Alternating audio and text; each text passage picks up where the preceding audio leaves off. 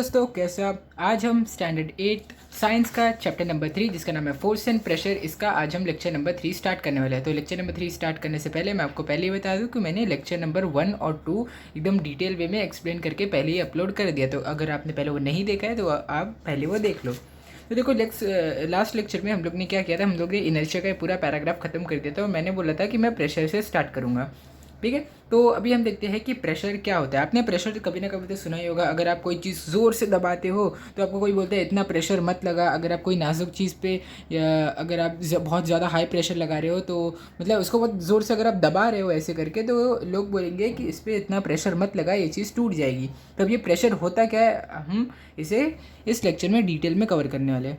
You must have observe that the tyres of 2 wheelers and 4 wheelers getting pressurised. तो आपने ये तो ज़रूर देखा होगा कि कोई 2 व्हीलर बाइक रहती है या फिर कोई 4 व्हीलर कार रहती है, उसके टायर को आपने प्रेशराइज होते हुए देखा होगा। अगर नहीं देखा है तो आपके पास कभी ना कभी साइकिल तो होगी ही और आपने कभी ना कभी उसमें हवा भरवाई होगी।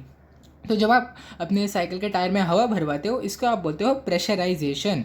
यानी कि आप अपने साइकिल के टायर को प्रेशराइज करते हो, उसमें हवा डाल के, वो भी हाई प्रेशर पे। The air filling machine has pressure indicator. तो देखो, जो जो आप अपने साइकिल में जो हवा भरवाते हो उसमें कोई इंडिकेटर नहीं रहता, क्योंकि आपके साइकिल के टायर में जो हवा होती है वो थोड़े कम प्रेशर पे जाती है। लेकिन 2 व्हीलर यानी कि बाइक और कार में जो हवा जाती है वो एकदम हाई प्रेशर की होनी चाहिए। अगर वो हवा हाई प्रेशर की नहीं होगी तो टायर फट भी सकता है।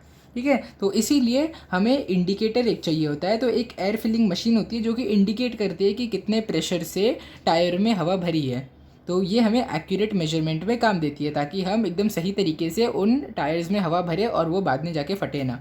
इंडिकेटिंग अ डायल और डिजिटल मीटर, तो हाँ, या तो ये डिजिटल मीटर होगा या तो कोई डायल होगा, जैसे नहीं सुई जैसा दिखाता है, ऐसे ज़्यादा कम दिखाता है, वो रहता है। The machine fills the pressure to a certain value.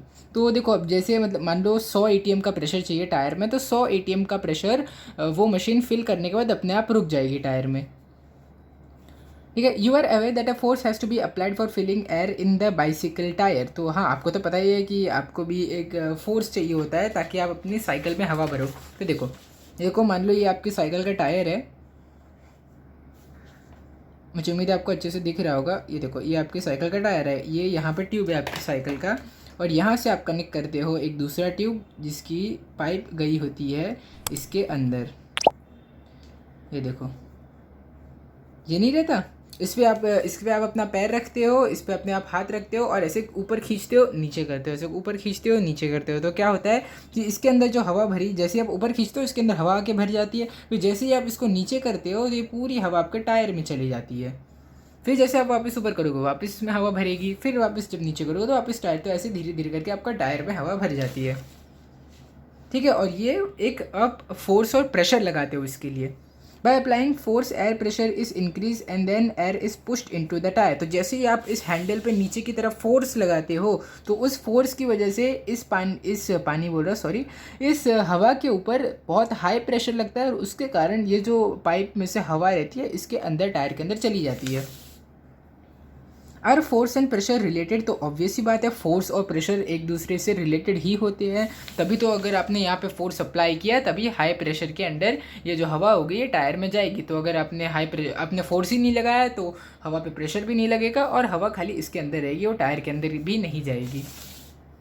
Activity 3, तो अभी इसके बाद ये एक्टिविटी 2 के बाद हम देखते हैं एक्टिविटी 3 में क्या दिया। Take some sharp pointed nails and push them into a wooden plank by hammering on their heads.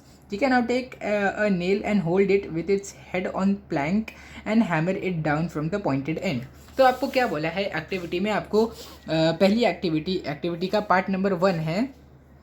मैं यहाँ पे इस पर कंपार्टमेंट बना देता हूँ। हाँ, ठीक है, तो अभी आपको एक्टिविटी के स्टेप 1 में क्या कहा गया है, आपको एक ये लोहे का नेल लेना है, उसके एक वुडन प्लैंक यानी कि एक लकड़ी का कोई भी स्लैब आएगा या फिर लकड़ी का कोई भी टुकड़ा आपको लेना है, इस पर आपको हैमर से मारना है।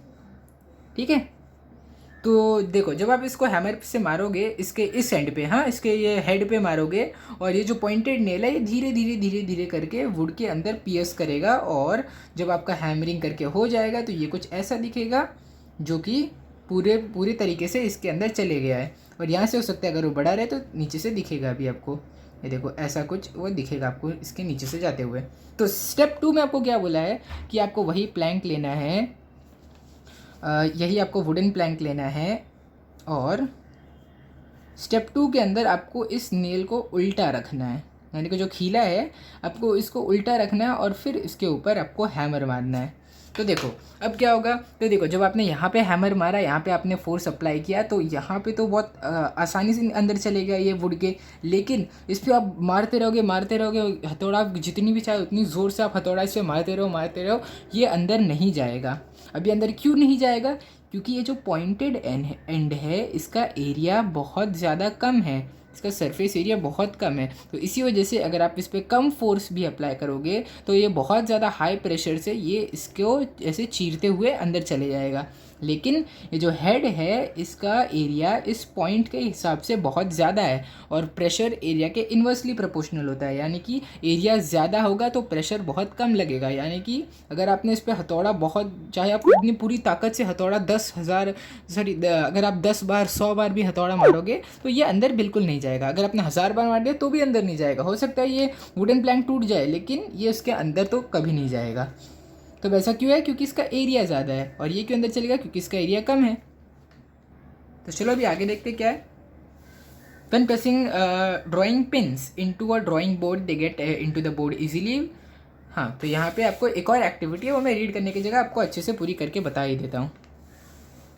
ये देखो एक्टिविटी नंबर 2 में क्या बोला है कि ड्राइंग पिन आपने तो ज़रूर देखा होगा, अगर आपके मम्मी भी हो सकते हैं आपके पिन ये यूज़ करते होंगे अपने कपड़े में लगाने के लिए, या फिर आपके स्कूल का जो बोर्ड नहीं होता है, आपके क्लास में एक हमेशा बोर्ड होता होगा और मतलब कि ऐसा कुछ बोर्ड दिखता होगा और इस पर बच्चों की ड्राइंग ऐसे ड्राइंग लगी होती है और बहुत सारी चीज़ें ऐसे लगी होती है। ठीक है, ये बोर्ड कपड़े का रहता है, मतलब ये बोर्ड का जो ये हिस्सा कपड़ा रहता है और इस पर ऐसे ढेर सारे पेपर्स लगाते हैं। इसमें हो सकता है कोई यूज़फुल इन्फॉर्मेशन है, कोई टाइम टेबल चिपका दिया या तो कोई अच्छे बच्चों की ड्राइंग या फिर एक्टिविटीज़ चिपका दी। तो अब ये किसकी हेल्प से लगाते हैं, इन्हीं ड्राइंग पिन्स की हेल्प से लगाते हैं। ठीक है, ये ड्राइंग पिन को जैसे दिखते हैं, ये हिस्सा इसका कलरफुल रहता है एकदम और ये हिस्सा एकदम पॉइंटेड रहता है, मतलब एकदम सुई जैसा रहता है। मान लो कि सुई आपने लिया, उस पर एक खाली मोती जैसा ये लगा दिया। तो अगर आपको बोला है अगर आपने ये एंड से अगर आपने आप ऐसे इसको पकड़ के इस बोर्ड में लगाओगे तो बहुत आसानी से चली जाएगी। वही अगर आप इसको उल्टा कर दो, यानी कि इसको ऐसे करके आप इसमें लगाना चाहोगे, यहाँ पे ऐसे हाथ अगर जब आप अपना रखोगे तो आपको बहुत ज़्यादा तेज़ दर्द होगा आपके हाथ में। अब ऐसा क्यों होगा, क्योंकि जब आपने यहाँ से आपने प्रेशर अप्लाई किया तो यहाँ पे तो सरफेस एरिया ज़्यादा था, इसीलिए जो आपका अंगूठा है, ये देखो मान लो ये आपका अंगूठा है, ये अंगूठा मैंने अंगूठा बनाया यहाँ पे, ये जब आपने बोर्ड के अंदर ऐसे ऐसे धंसाया, बोर्ड के अंदर प्रेशर लगाया तो आपके अंगूठे को कुछ नहीं हुआ, लेकिन बोर्ड के अंदर ये धंस गया, यानी कि एकदम अंदर तक चीरते हुए चले गया। लेकिन अगर आप यहाँ से अपने अंगूठे से प्रेशर लगाओगे तो ये सरफेस एरिया बहुत कम है, इसीलिए ये कम फोर्स में भी आपके अंगूठे के अंदर आर पार हो जाएगा, आपके अंगूठे के अंदर जाके, क्योंकि प्रेशर एरिया के इन्वर्सली प्रोपोर्शनल है, जो कि हमने यहाँ पे बात किया था। क्योंकि यहाँ पे एरिया कम है इसलिए प्रेशर हाई लगा और हाई प्रेशर के कारण ये आपके अंगूठे को पियर्स कर दिया इसने, और ये बोर्ड के अंदर भी नहीं गया। ठीक है, तो यहीं पे वो लिखा था, ये एक्टिविटी यही थी जो मैंने आपको ये दोनों स्टेप्स में करके बता दिया। अभी आगे देखते हैं क्या दिया हुआ है।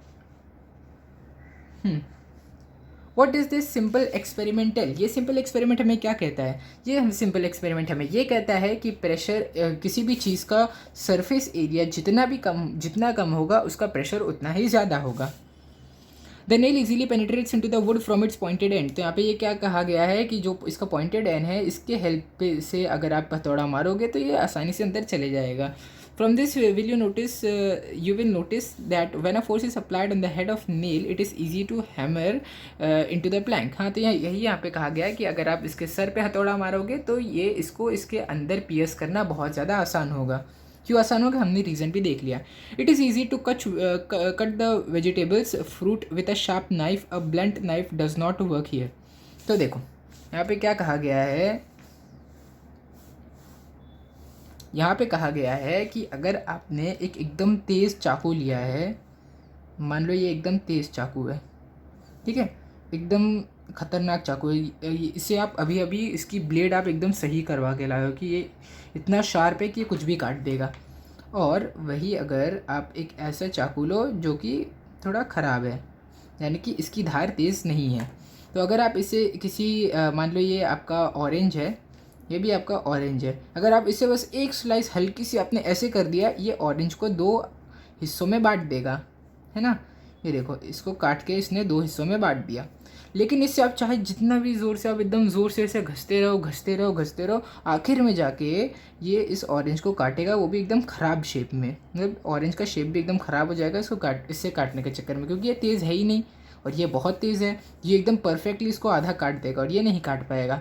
तो अब ऐसा क्यों होता है कि ये ज़्यादा प्रेशर लगा पा रहा है और ये कम प्रेशर लगा पा रहा है, ऐसा क्यों? अगर आप इसकी धार देखोगे तो अगर मान लो आपने इस चाकू को लिया और इसको आपने ऐसे रखा है, ऐसे खड़ा करके रखा है इसके ब्लेड के साइड, ये उसका ब्लेड है मान लो, तो इस चाकू की ब्लेड कुछ ऐसी जाएगी, ठीक है, एकदम मतलब इतनी पतली ब्लेड है उसकी। मतलब देखो, चाकू तो ऐसा ही है, चाकू ऐसा ही, कोई पिन नहीं है, चाकू ऐसा है, मैंने बस चाकू जो ऐसा रखा था उसको ऐसा रख दिया। देखो, जब ऐसा रखा है तो मेरा हाथ कितना बड़ा लग रहा है, तो ये चाकू भी इतना बड़ा लग रहा है। तो जैसे मैंने ऐसे किया तो ये मेरे हाथ की थिकनेस दिखा रहा है, तो वही ये चाकू के ब्लेड की थिकनेस है ये, और ये चाकू का हैंडल है। वही अगर आप इस चाकू को देखोगे तो ये चाकू बहुत मोटा रहेगा। ये देखो, ये चाकू कितना मोटा है, ये इसका ब्लेड बहुत पतला है, इसका मोटा है, तो इसका पतला ब्लेड है तो इसीलिए इसको सरफेस एरिया बहुत कम मिला, और कम सरफेस एरिया के कारण ये बहुत ज़्यादा हाई प्रेशर लगा पाया। ठीक है, तो हम यहाँ पे रिलेशन देखते हैं फोर्स और प्रेशर का। क्या होता है, force is equal to pressure is equal to force upon area on which force is applied. तो इससे आपको क्या मालूम पड़ रहा है कि जो प्रेशर हमारा होता है, मैं यहाँ पे लिखता हूँ कि हमारा जो प्रेशर होता है वो फोर्स के डायरेक्टली प्रोपोर्शनल होता है और एरिया के इन्वर्सली प्रोपोर्शनल होता है। तो मुझे उम्मीद है कि आप 8th स्टैंडर्ड में पहुंच चुके हो, आपको प्रोपोर्शनैलिटी का मतलब बहुत अच्छे से पता होगा। डायरेक्टली प्रोपोर्शनल यानी कि अगर दो चीज़ें डायरेक्टली प्रोपोर्शनल होती है, मतलब कि अगर एक की वैल्यू बढ़ी तो दूसरी की भी वैल्यू बढ़ेगी, और अगर कोई दो चीज़ इन्वर्सली प्रोपोर्शनल है यानी कि अगर ये इस चीज़ की वैल्यू बढ़ेगी तो इस चीज़ की वैल्यू कम होगी, या फिर अगर इस चीज़ की वैल्यू कम हुई तो इसकी वैल्यू अपने आप बढ़ जाएगी। ठीक है, तो अभी आप मुझे बताओ कि यहाँ पे प्रेशर है और मैंने फोर्स को बढ़ा दिया, जो मेरा फोर्स था उसको मैंने बढ़ा के डबल कर दिया, तो अभी आप बताओ प्रेशर की क्या वैल्यू होगी। ऑब्वियस सी बात है, प्रेशर भी डबल हो जाएगा क्योंकि ये दोनों डायरेक्टली प्रोपोर्शनल है। और तो फिर अब आप मुझे बताओ कि ये जो प्रेशर है, अगर मैंने एरिया को डबल कर दिया, ये जो एरिया प्रेशर के इन्वर्सली प्रोपोर्शनल है उसको मैंने डबल कर दिया, तो प्रेशर की वैल्यू क्या होनी चाहिए। अगर आपने आंसर डबल बोला तो आप रॉन्ग हो, क्योंकि प्रेशर और एरिया एक दूसरे के डायरेक्टली प्रोपोर्शनल नहीं है। प्रेशर और फोर्स एक दूसरे के डायरेक्टली प्रोपोर्शनल है, और क्योंकि ये इन्वर्सली प्रोपोर्शनल, अगर मैंने एरिया की वैल्यू डबल कर दी तो प्रेशर की वैल्यू हाफ हो जाएगी। ठीक है, तो यही हमने इन एग्जांपल्स में देखा। इसका एरिया कम था इसीलिए यहाँ पे प्रेशर ज़्यादा लगा और ये अंदर चले गया। यहाँ पे एरिया ज़्यादा था, यहाँ पे भी एरिया कम था इसीलिए अच्छे से अंदर चले गया। यहाँ पे एरिया ज़्यादा है इसीलिए नहीं गया। और सेम वही ये जो शार्प नाइफ है, इसका जो ब्लेड है इसका सरफेस एरिया बहुत कम है इसीलिए ज़्यादा प्रेशर लगा यहाँ पे, और इसका सरफेस एरिया ज़्यादा है इसलिए कम प्रेशर लगा यहाँ पे। यूनिट ऑफ प्रेशर, तो अभी हम देखते हैं यूनिट ऑफ प्रेशर। यूनिट क्या होता है, मुझे उम्मीद है आपको अच्छे से पता होगा, फिर भी मैं आपको बता देता हूँ। ये देखो, यहाँ पे मैंने क्रॉस नहीं किया, यहाँ पे मैंने प्रोपोर्शनैलिटी दिखाने के लिए बस आपको ऐसे लिखा था, आप इसको क्रॉस समझ जाओगे इसलिए मैंने लिख लिया यहाँ पे। हाँ, तो अभी यूनिट क्या होता है मैं आपको बताऊँ कि देखो, जैसे अगर मैं आपसे पूछूँ लेंथ का यूनिट क्या है, आप बोलोगे मीटर। मैं बोलूँगा टाइम का यूनिट क्या है, आप बोलोगे सेकेंड। मैं पूछूँगा फोर्स का यूनिट क्या है, आप बोलोगे न्यूटन। तो वैसे ही जो प्रेशर का यूनिट होता है वो होता है पैस्कल। तो देखते हैं अभी हम पैस्कल कहाँ से आया था। ऐसा unit of force is Newton. Area is measured in meter square. Therefore, the SI unit of pressure is Newton meter square. अच्छा, तो अब ये कैसे हुआ, न्यूटन पर मीटर स्क्वायर। अब ये ऐसा क्यों हुआ वो मैं आपको बताता हूँ। देखो, सबसे पहले मुझे आप बताओ कि फोर्स का यूनिट क्या है। फोर्स का यूनिट है न्यूटन। अभी मैं आपसे पूछूंगा तो एरिया का यूनिट बताओ। तो देखो, आप बोलोगे एरिया क्या होता है, एरिया ऑफ अ स्क्वायर क्या होता है, साइड का स्क्वायर। ठीक है, और साइड का जो मतलब साइड का स्क्वायर, ये मैंने स्क्वायर लिखा है, साइड का जो यूनिट होगा वो क्या होगा, मीटर। तो साइड तो एक लेंथ है और मैं आपसे लेंथ का यूनिट पूछूंगा, बोलेंगे मीटर। तो अभी वही मीटर का अगर मैं स्क्वायर कर दूँ तो यहाँ पे आ जाएगा मीटर स्क्वायर। तो अभी इसी तरीके से प्रेशर का यूनिट क्या हो गया, अगर मैंने आपसे इस प्रेशर का यूनिट पूछा, आप बोलोगे न्यूटन अपॉन मीटर स्क्वायर। कितना आसान था, देखो बस आपको फॉर्मूला पता रहना चाहिए, फोर्स अपॉन एरिया। ठीक है, तो फोर्स का यूनिट है न्यूटन और एरिया का मीटर है, सॉरी एरिया का यूनिट है मीटर स्क्वायर। ठीक है, तो यही यहाँ पे लिखा है newton divide by metre square. देखो यही तो है, newton divide by metre square. अब इस क्वांटिटी को हम बोलते हैं पास्कल। देखो अब हर जगह अगर आप न्यूटन मीटर स्क्वायर ऐसा बोलते रहोगे तो आपको भी कंटाला आएगा, जो लोग इसे पढ़ते हैं और लिखते हैं यूज़ करने में उनको भी कंटाला आएगा। इसीलिए वो लोग क्या किए, उन्होंने इसको एक छोटा सा नाम पास्कल दे दिया। ठीक है, it is known as pascal. In the atmospheric science the unit of pressure is 1/10⁵ pascal. Pressure is a scalar quantity. तो देखो अभी जो एटमॉस्फेरिक साइंस यानी कि वो साइंस जिसमें हम एटमॉस्फेयर के बारे में स्टडी करते हैं, उसके अंदर हम प्रेशर के यूनिट को जो प्रेशर का यूनिट होता है उसे हम पास्कल नहीं लेते। अब पास्कल क्यों नहीं लेते, क्योंकि पास्कल बहुत ज़्यादा छोटी क्वांटिटी हो गई। आप अगर अपने मुंह से फूंक मारोगे उसकी वैल्यू भी पास्कल से बहुत ज़्यादा होती है, 1 पास्कल से बहुत ज़्यादा होती है। इसीलिए हम हमारे एटमॉस्फेयर के लिए एक अलग क्वांटिटी चूज़ करते हैं, 1 बार। तो देखो अब ये 1 बार आपकी बुक में लिखा है 10⁵ पास्कल, यानी कि आप 1,00,000 पास्कल, जो 1 बार होता है उसकी वैल्यू होती है 1,00,000 पास्कल। तो देखो 1,00,000 में कितनी ज़रूर है, 1 2 3 4 5, सेम वही तरीके से यहाँ पे 5 है। ठीक है, प्रेशर एक स्केलर क्वांटिटी है, मतलब कि प्रेशर के पास कोई भी डायरेक्शन नहीं होता। अपने स्केलर और वेक्टर क्वांटिटी तो पढ़ा ही होगा, अगर आपने नहीं पढ़ा है तो मैंने पिछले लेक्चर में आपको एक्सप्लेन किया है, आप वो लेक्चर देख सकते हो, पिछले 2 lectures. The area, if area increases pressure reduces for the same force. तो देखो अभी मैंने आपको क्या बोला था, दो चीज़ें जब एक दूसरे के इन्वर्सली प्रोपोर्शनल होती है तो अगर आप एक वैल्यू बढ़ाओगे तो दूसरी वैल्यू कम होगी।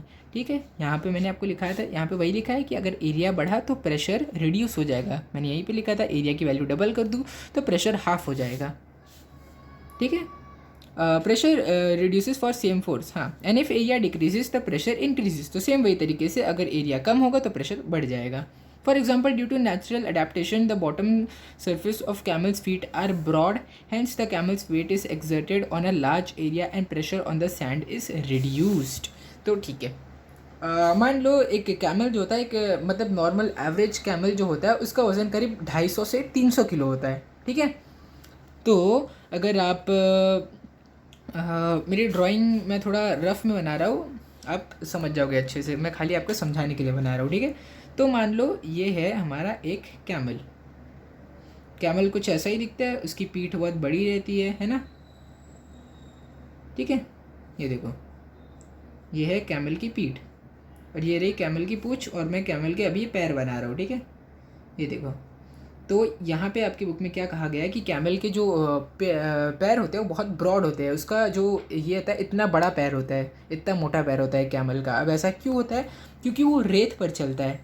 अगर आप जाओगे अपने गार्डन में या फिर कोई भी, अगर आपके यहाँ सूखा गार्डन है, आप उसमें, सॉरी इसकी पूँछ पूरी नहीं बनाया था मैंने, हाँ, तो अभी ये उसी रेत पर खड़ा है। ठीक है, तो अभी मैंने आपको बोला कि आप जाओ अपने गार्डन में, यहाँ पे इसका एक रीज़न है क्योंकि ये क्यों इतने ब्रॉड होते हैं, इसके पैर इतने मोटे क्यों होते हैं। तो मैं आपको बोलूँगा जाओ एक बुक रख दो, रेत पे जाके एक बुक रख दो।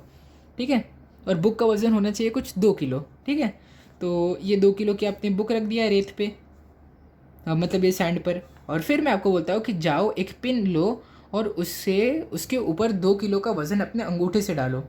बुक तो अपनी जगह पर ही रहेगी, बुक तो अंदर नहीं जाएगी, लेकिन ये जो पिन रहेगी वो सैंड के एकदम अंदर चली जाएगी। जैसे ही आप 2 किलो का ये फोर्स लगाओगे ऊपर से, क्योंकि इतना हाई प्रेशर यहाँ पे लगेगा कि ये पूरे सैंड के पार्टिकल को हटा के ये सुई अंदर चली जाएगी, जो पिन है अंदर चली जाएगी। तो सेम वही तरीके से आप सोचो कि अगर ये जो कैमल है इसके पैर की जगह इतनी पतली सी सुई रहती, मतलब इसके पैर इतने पतले रहते, ऐसे एकदम पतले से रहते, तो क्या 250 किलो के वज़न से कैमल रेत के ऊपर चल पाता? नहीं, ये रेत के एकदम अंदर चले जाता है। देखो मैं इसके पैर रिप्लेस कर देता एकदम नुकीले इससे, एकदम पॉइंटेड ऑब्जेक्ट से, इतने छोटे पैर, तो इसका ये सैंड के अंदर धंस जाएगा और ये बिल्कुल नहीं चल पाएगा।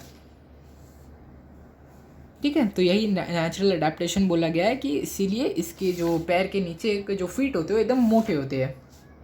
ठीक है। Pressure on sand is reduce, तो क्योंकि इसका सरफेस एरिया बहुत ज़्यादा है इसके पैरों का, इसीलिए प्रेशर जो सैंड पे है वो कम लगता है। This is why camels feet do not penetrate in to the sand and it becomes easy to walk. तो इसीलिए क्योंकि इसके पैर के ये जो नाल आप बोलते हो इतने मोटे होते हैं, इतने मोटे होते हैं, इसीलिए ये सैंड के अंदर पेनिट्रेट नहीं होते इसके पैर, और ये आराम से चल पाता है सैंड पर। ठीक है। तो अभी हम देखते हैं प्रेशर ऑन सॉलिड क्या है। Air pressure is exerted on all objects kept in air. तो अब जो मतलब सारे के सारे ऑब्जेक्ट जो भी हमारे ये एटमॉस्फेयर में रखे हैं, सबके ऊपर एक प्रेशर लग रहा है, एटमॉस्फेरिक प्रेशर। ये अगर आप ये देखोगे, इसके ऊपर भी एक एटमॉस्फेरिक प्रेशर लग रहा है, इस पेपर के ऊपर भी, इस बुक के ऊपर भी एटमॉस्फेरिक प्रेशर लग रहा है, मेरे ऊपर भी एटमॉस्फेरिक प्रेशर लग रहा है। ठीक है। प्रेशर ऑन सॉलिड्स, हाँ, तो अभी हम इस पे इसका ये फर्स्ट लाइन पढ़ लिया। When a weight is kept on solid pressure is exerted on it. तो देखो, अगर कोई भी सॉलिड ऑब्जेक्ट के ऊपर एक वेट रख दिया जाए तो उसके ऊपर लगेगा प्रेशर। मान लो कि ये पेपर है, इससे मैंने अपना हाथ रख दिया, मेरा हाथ सॉलिड है, मतलब मेरे हाथ का जो वेट है उसके इक्वल प्रेशर लग रहा है इसके ऊपर, मतलब मेरे हाथ का जो एरिया है इसके हिसाब से इस पेपर के ऊपर प्रेशर लग रहा है। तो अब क्या आपको लगता है अब इसको आसानी से हिला पाओगे? नहीं। और भाई अगर मैंने हाथ हटा लिया अब इसको आसानी से हिला लोगे। ठीक है। Pressure is exerted on it. This pressure depends on the value of weight and contact area between the two. ये देखो, मैंने एक रबर ले लिया है और मैं अभी आपको दिखाता हूँ कि प्रेशर यहाँ पे क्या लिखा गया है। यहाँ पे लिखा गया है कि जो प्रेशर इस रबर पे अभी लगेगा वो एरिया के भी और मेरे वेट के भी डायरेक्टली प्रोपोर्शनल होगा। यानी कि देखो, मैं इस रबर पे प्रेशर लगा रहा हूँ, मैं जितना हो सके अपने पूरे हाथ का प्रेशर, पूरे हाथ में जितना भी मेरा वज़न और जितनी भी ताकत है, पूरा प्रेशर इस रबर पे मैंने लगा दिया। लेकिन क्या इस रबर को कुछ हुआ? क्या इस रबर के अंदर मेरा अंगूठा चले गया? नहीं, बिल्कुल नहीं। तो देखो, वही मैंने ये पेन लिया जिसका कॉन्टैक्ट एरिया बहुत कम है। तो देखो, क्योंकि मेरा अंगूठा ये जो था, मेरा अंगूठा, इसका कॉन्टैक्ट एरिया बहुत ज़्यादा है। तो अगर कॉन्टैक्ट एरिया ज़्यादा है तो मैं फोर्स भी ज़्यादा लगाऊंगा तो इससे प्रेशर नहीं लगेगा ज़्यादा, क्योंकि एरिया ज़्यादा है। अब वही इस पेन की निब को देखो, इसका एरिया बहुत कम है। देखो, आपको सही से दिख भी नहीं रही होगी इसकी निब, इतना कम इसका एरिया है। तो अभी वही मैं आसानी से इसमें, ये देखो, मैंने एकदम आसानी से एकदम धीरे से इसमें किया और ये इसके अंदर चली गई। ये देखो, ठीक है। तो ये था हमारे ये प्रेशर का डेमोन्स्ट्रेशन। ठीक है। अभी आगे देखते हैं। Try this. तो यहाँ पे एक एक्टिविटी दी गई है, देखते हैं कि इस एक्टिविटी में क्या दिया है। Do this activity as depicted in figure 3.5, what is scene.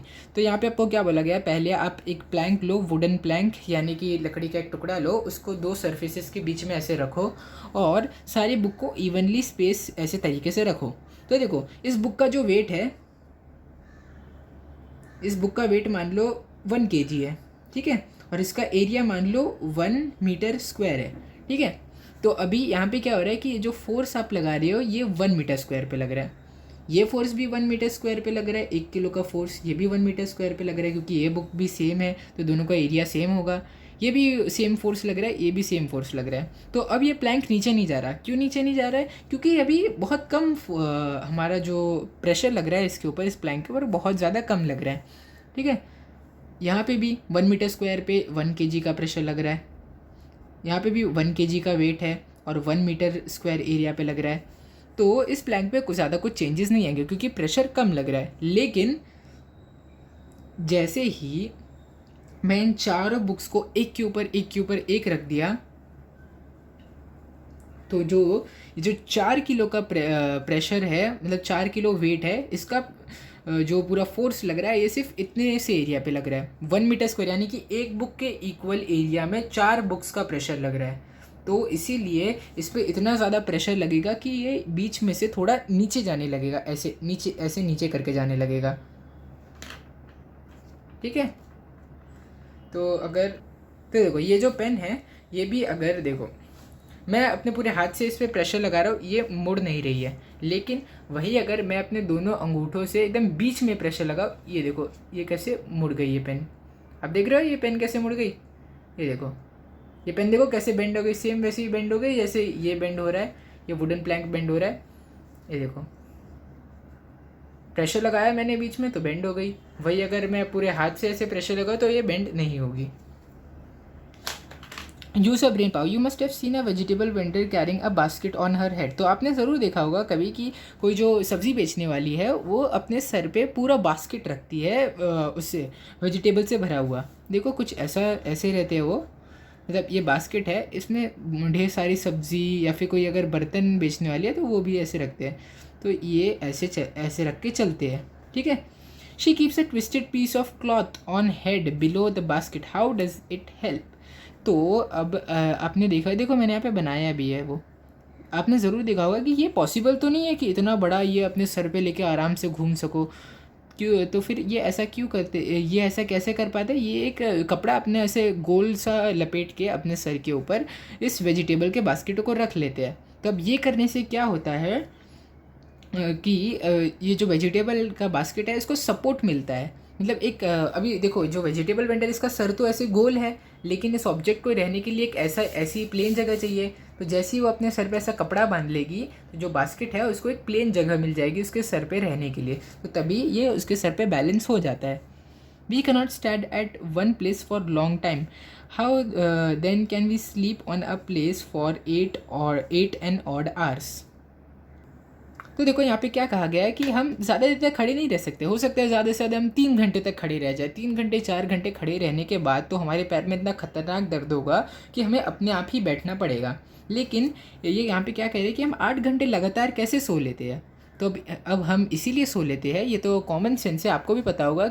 हम इसलिए सो पाते हैं क्योंकि हमारा जो बेड होता है वो हमें सपोर्ट देता है और हमारे हमारे शरीर पे थोड़ी ताकत लग रही है। अब हम तो देखो जब हम खड़े रहते हैं तो जो फोर्स लगता है सिर्फ हमारे पैरों पर लगता है, तो हमारे पैरों पे बहुत हाई प्रेशर लगता है। लेकिन जब हम सो जाते हैं तो हमारा एरिया, शरीर का एरिया बढ़ जाता है और जो हमारा पूरा ये देखो, ये मान लो आप हो, आप सो गए अब, ठीक है, तो आपके जो पूरे शरीर का जो एरिया वेट है वो पूरे आपके शरीर के सरफेस एरिया पे डिस्ट्रीब्यूट हो जाएगा। तो यानी कि एरिया बढ़ गया, तो मैंने आपको बोला था एरिया बढ़ जाएगा तो प्रेशर अपने आप कम हो जाएगा। तो यानी कि आपके शरीर पे अभी कम प्रेशर लग रहा है, इसीलिए आप 8 घंटे तक आराम से सो लेते हो। For skiing on ice why are long flat ski used.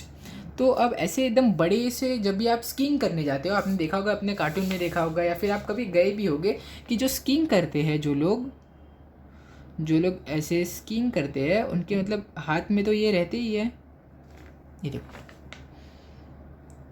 ये उनके हाथ में रहते हैं ताकि वो बर्फ़ के बीच में ऐसे धंसा पाए इन्हें, और ये रहते हैं इनके पैर के ये।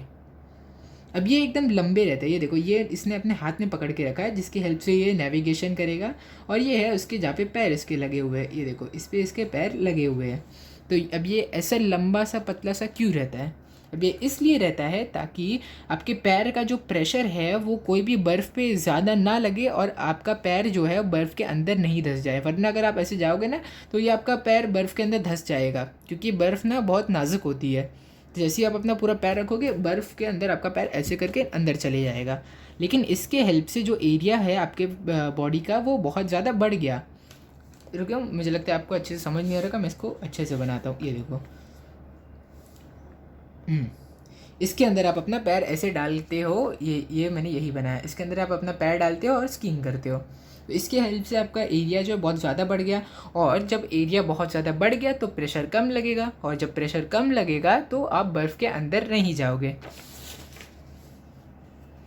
अभी देखते हैं यहाँ पे क्या दिया है। यहाँ पे दिया है activity number 1, take a plastic bottle. अभी ये हमारा नया टॉपिक की एक्टिविटी 1 है। Take a plastic bottle, take 10 centimetre long piece of glass tube on which a rubber balloon can be fitted. तो आपको देखो, आपको ऐसी कोई बॉटल लेनी है जिसमें आप ऐसे रबर बलून फिट कर सको, ठीक है। Warm up one end of glass tube and gently push it in bottle at about 5 centimetre from the bottom. तो आपको क्या बोला है कि जो ग्लास ट्यूब आपने लिया है, ये जो ट्यूब आपने लिया है ग्लास का, ऐसा ट्यूब, पाइप जैसा ट्यूब, इसको आपको गर्म करना है और इस बॉटल के नीचे ऐसे इसके अंदर डाल देना। तो क्यों आपने गर्म इसको किया, जैसे आप इसको गर्म करोगे और प्लास्टिक के पास लेके जाओगे गर्म करने के बाद, ये अपने आप इस एरिया की प्लास्टिक को पिघला के अंदर चले जाएगा, ठीक है। फिर जब आपने इसको प्लास्टिक के अंदर डाल दिया, फिर जब आप इसको प्लास्टिक के अंदर डालोगे तो ये कुछ ऐसा होगा। अब ऐसा कुछ बन गया, ठीक है। To avoid water leakage apply molten wax on the side. तो अभी ताकि यहाँ पे लीकेज ना हो, ये जो यहाँ पे बाजू बाजू का हिस्सा है यहाँ पे आपको वैक्स लगा देना है, ठीक है। नाउ तो अभी क्या करना है, इसके बाद आपको यहाँ पे एक बलून लगाना है, ठीक है। ये देखो एक बलून, ये देखो यहाँ पे बलून अभी फुगा हुआ नहीं है। तो आपको भी पता है अगर बलून फुगा हुआ नहीं है तो वो कुछ ऐसा ही दिखता है, एकदम उसकी हवा निकली हुई फुस जैसा कुछ दिखता है, मतलब एकदम फुस हुआ है, ठीक है। अभी आपको क्या करना है, आपको यहाँ से इसके अंदर पानी डालना है। तो जब आप पानी डालोगे इसके अंदर तो पानी का लेवल बढ़ेगा और जब पानी इस लेवल पे आ जाएगा आपका बलून कुछ ऐसा फूक जाएगा, ठीक है। तो क्या आपने इसके अंदर अपने मुंह से हवा डाली? नहीं, ये किसके हेल्प से, आप अपने मुंह से जो प्रेशर लगाते हो ना हवा अंदर डालने के लिए, ये बलून उसके हेल्प से फूकता है। लेकिन यहाँ पे तो आपने अपने मुंह से कोई प्रेशर डाला ही नहीं। तो यहाँ से आपको क्या पता चलता है कि पानी के पास भी प्रेशर होता है और वही पानी के प्रेशर ने इस बलून को फिल कर दिया, ठीक है। अभी देखते हैं आपके एक्टिविटी में क्या दिया है। हाँ ये देखो यहाँ पे लिखा गया the pressure of water acts on the side of the bottle as well, ठीक है। जैसे ही आप पानी डालोगे तो पानी का जो प्रेशर है वो बॉटल की जो ये जो वॉल है इस पर भी लगता है। तो यहाँ पे जैसे पानी को खाली जगह मिल गई इसीलिए पानी जाके इसके अंदर फिल हो गया। एक्टिविटी 2, अभी एक्टिविटी 2 हमें बोला गया है यहाँ पे, take a plastic bottle, pierce it with thick needle at points 1, 2, 3। तो आपको एक प्लास्टिक बॉटल लेनी है, इस पॉइंट पे, इस पॉइंट पे और इस पॉइंट पे आपको एक सुई के हेल्प से छेद कर देना है, ठीक है। Fill the water in the bottle up to full height, मतलब इसके अंदर छेद करने के बाद आपको पूरा पानी इसके नेक तक पूरा पानी भर देना है। अभी यहाँ पे क्या बोला गया हम देखते हैं। As shown in the figure water jets will be seen emerging and projecting out. तो यहाँ पे देखो इस फिगर के हेल्प से, इस फिगर में वही दिखाया गया जो आपको दिखेगा जब आप इसके अंदर पानी भर दोगे ऊपर तक। सबसे नीचे से भी पानी निकलेगा, दूसरे से भी निकलेगा, तीसरे से भी निकलेगा, ठीक है। तो अब ये पानी अभी आपको ऑब्जर्व क्या करना है, ये तो आपको भी पता है, मुझे भी पता है कि अगर आप इसमें होल करोगे और इधर पानी डालोगे तो ये जो पानी है ये बाहर निकलेगा, ठीक है। ये तो हम लोग को पता है, पर हमें इसमें ऑब्जर्व क्या करना है वो मैं आपको बताता हूँ। इसमें हमें ऑब्जर्व ये करना है कि जो सबसे नीचे जो होल हुआ है उसमें से जो पानी जा रहा है सबसे आगे जा रहा है, उससे ऊपर जो होल हुआ है ये इससे पीछे है, और थर्ड यानी कि सबसे ऊपर वाले में जो होल हुआ है उसका पानी सबसे ज़्यादा पीछे गिर रहा है। अब ऐसा क्यों हो रहा है हम यहाँ पे देखते हैं एक्टिविटी में। The water jet emerging from the hole at the top will fall closest to the bottle. तो यहाँ पे यही कहा गया है जो सबसे ऊपर जो भी होल आपने किया है उसमें से जो पानी निकलेगा वो बॉटल के सबसे नज़दीक गिरेगा, ठीक है। The jet from the lowest hole travel farthest, यानी कि जो सबसे नीचे जो होल किया उसका जो जेट है वो सबसे ज़्यादा दूर जाएगा। Also jets coming out from two holes at the same level fall at same distance from the bottle, ठीक है। तो यानी कि अगर आपने इस यहाँ पे एक होल किया और इसके बाजू में एक और होल कर दिया और यहाँ से जो पानी आएगा वो सेम डिस्टेंस पे गिरेगा जहाँ पे ये वाला होल का पानी गिर रहा है। What is understood from this? At any level the liquid pressure is same, also the pressure increases at the depth of liquid। तो अब हमें यहाँ से क्या मालूम पड़ा, तो हमें यहाँ से ये मालूम पड़ा कि चाहे पानी का कोई भी पॉइंट हो, एक लिक्विड के अंदर कोई भी पॉइंट हो, उसके हर पॉइंट पे प्रेशर लगता है, यानी कि इस पॉइंट पे, इस पॉइंट पे, इस पॉइंट पे, हर पॉइंट पे प्रेशर लगता है एक लिक्विड के। और हमें एक और बात मालूम पड़ी कि जैसे जैसे आप नीचे जाओगे यानी कि आप गहराई में जाओगे कोई भी लिक्विड के, तो प्रेशर अपने आप बढ़ते जाएगा। तो अब ये प्रेशर बढ़ते जाएगा, ये हमें कहाँ से मालूम पड़ा, हमें इस एक्सपेरिमेंट से मालूम पड़ा। देखो पहले आप थोड़ा सा नीचे गए पानी के तो प्रेशर यहाँ पे कम है, और जो इसीलिए जो पानी गिर रहा है सबसे नज़दीक गिर रहा है। फिर सेकंड पे जब आप गए तो आपको मालूम पड़ा कि प्रेशर थोड़ा सा ज़्यादा बढ़ गया, आप थोड़ा और गहराई में गए तो पानी थोड़ा सा दूर गिरने लगा।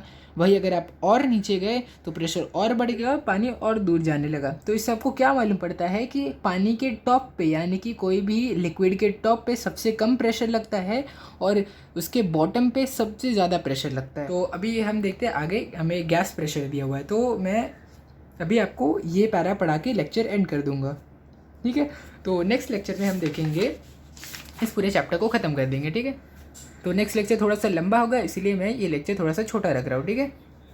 If a balloon is inflated by filling air by mouth, it inflates on all the sides. तो यहाँ पे क्या कहा गया है, अगर आप किसी बलून या फिर अगर आप बोल सकते हो आप किसी गुब्बारे को अगर आपने अपने मुंह से भरा तो वो उसके अंदर जो हवा होगी वो हर साइड से फिल होगी। यानी कि ये देखो यहाँ पे आपके पास है एक बलून, ठीक है। ये बलून है, ये अभी पूरा एकदम पिचका हुआ है क्योंकि इसके अंदर कुछ कोई हवा नहीं है। वही अगर ये बलून का आगे का पार्ट है, फिर जब आप इस बलून के अंदर अपने मुंह से हवा फिल करोगे ये हर साइड से फूंक कर मतलब हर साइड से इसके अंदर हवा प्रेशर लगाएगी और इसे एक्सपांड कर देगी।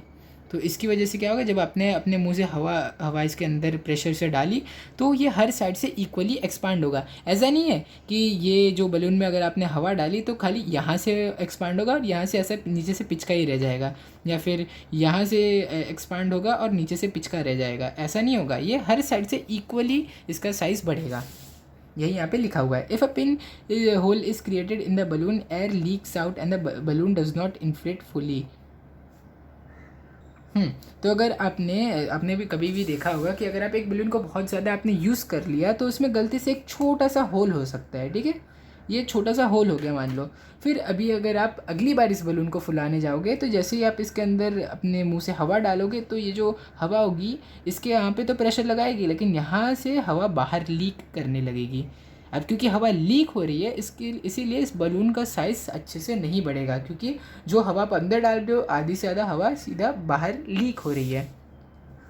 It is realized that like a liquid, gas also exert pressure on the wall of container in which it is enclosed.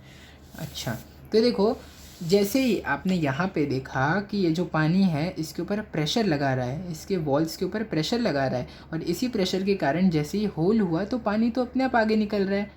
ये देखो यहाँ से भी पानी निकल रहा है, यहाँ से भी पानी निकल रहा है। अब ये पानी बाहर निकल रहा है, ये आपको कैसे पता चला? क्योंकि इसके अंदर का जो पानी इस पर प्रेशर लगा रहा है और जैसे ही आपने होल किया तो पानी को जगह मिल गई जाने की। अब ये पानी जो चीज़ है ये तो हमें अपनी आँखों से दिखती है। क्या आप कभी हवा को देख सकते हो? नहीं, आप हवा को नहीं देख सकते, इसीलिए आपने कभी अपनी आँखों के सामने नहीं देखा होगा। सेम वही तरीके से जैसे पानी में होल किया तो पानी बाहर निकल रहा है, वैसे ही अगर आप इसमें हवा अपने मुँह से फूकोगे और यहाँ पे होल हो गया तो वही हवा को इससे बाहर निकलने का चांस मिल जाएगा और हवा बाहर लीक करने लगेगी। ठीक वैसे जैसे यहाँ से पानी लीक हो रहा है,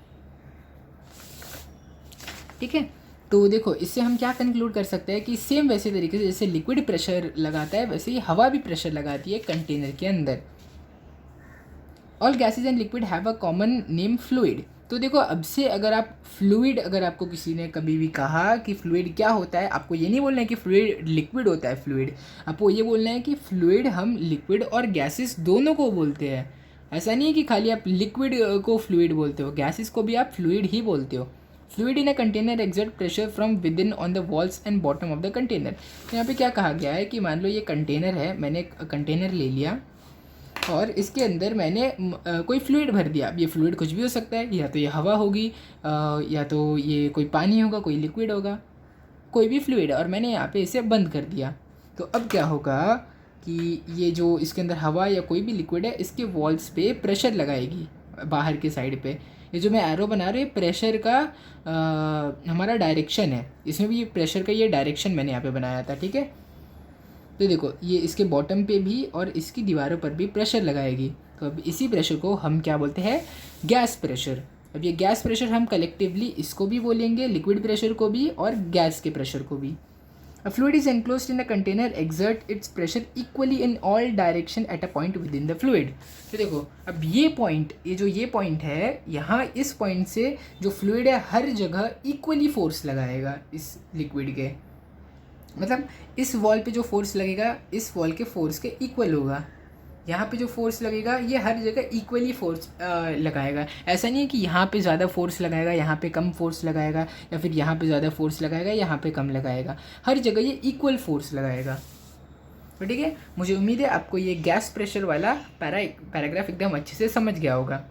तो अभी हम इस लेक्चर को इधर ही एंड कर देते हैं, क्योंकि वैसे भी हमने हाफ आवर की लिमिट को अभी एक्सटेंड कर दिया। तो नेक्स्ट लेक्चर थोड़ा लंबा होगा, इसीलिए मैंने इस लेक्चर को ज़्यादा कुछ एक्सटेंड नहीं किया है। तो मुझे उम्मीद है आपको इस लेक्चर में मैंने जो भी समझा बहुत अच्छे से समझा होगा। अगर आपको वीडियो अच्छा लगा तो इस वीडियो को लाइक करो, शेयर करो और चैनल को सब्सक्राइब करो। Thank you.